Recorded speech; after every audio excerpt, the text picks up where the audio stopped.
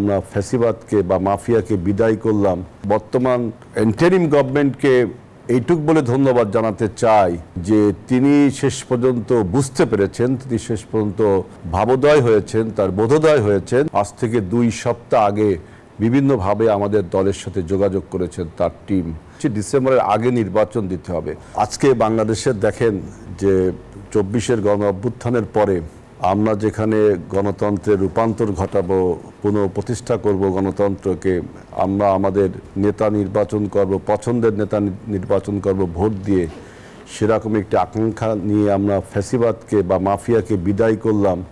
তারপরে এত তর্ক বিতর্ক তৈরি হলো। এই তর্ক বিতর্কের ফলে ফ্যাসিবাদের সমস্ত অপকর্মগুলো ঢাকা পড়ে গেল এবং নতুন নতুন ন্যারেটিভ এমনভাবে তোলা হলো বা তোলা হয়েছে যে আমাদের গণতন্ত্র আবারও একটা আনসার্টেনিটি পড়ে গেল। এই 10 মাসের সমস্ত তর্ক বিতর্ক ইতিহাস আমরা সবাই জানি।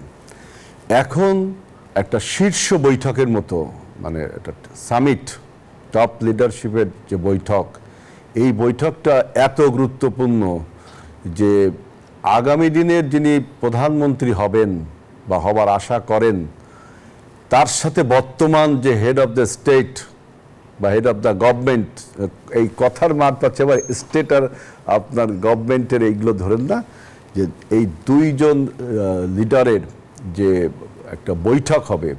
এবং এখানে আমি বর্তমান ইন্টারিম গভর্নমেন্টকে এইটুক বলে ধন্যবাদ জানাতে চাই যে তিনি শেষ পর্যন্ত বুঝতে পেরেছেন, তিনি শেষ পর্যন্ত ভাবোদয় হয়েছেন, তার বোধোদয় হয়েছেন যে তর্ক বিতর্ক বিভিন্ন ন্যারেটিভ তুলে আসলে বাংলাদেশের সভরেন্টি, বাংলাদেশের স্বাধীনতা, বাংলাদেশের অস্থিতিশীলতা করে রাখলে ভালো হবে না।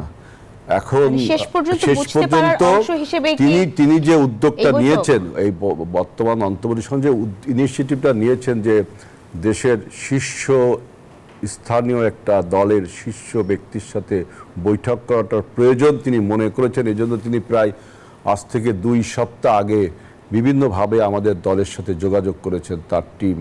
এবং আমাদের দলও দেখেন কতটা ডেমোক্রেটিক। এই বৈঠকটায় আমরা কী ধরনের আলোচনা হতে পারে, কি হতে পারে, কারণ আমরা বলেছি ডিসেম্বরের আগে নির্বাচন দিতে হবে। ইন্টারিম গভর্নমেন্ট বলেছে এপ্রিল মাসে দিবে। এপ্রিল মাসে দিলে কি কি সমস্যা হবে এগুলো কিন্তু আমরা তুলে ধরেছি এবং ডিসেম্বরের আগে দিতে হবে কেন সেইগুলো আমরা তুলে ধরেছি।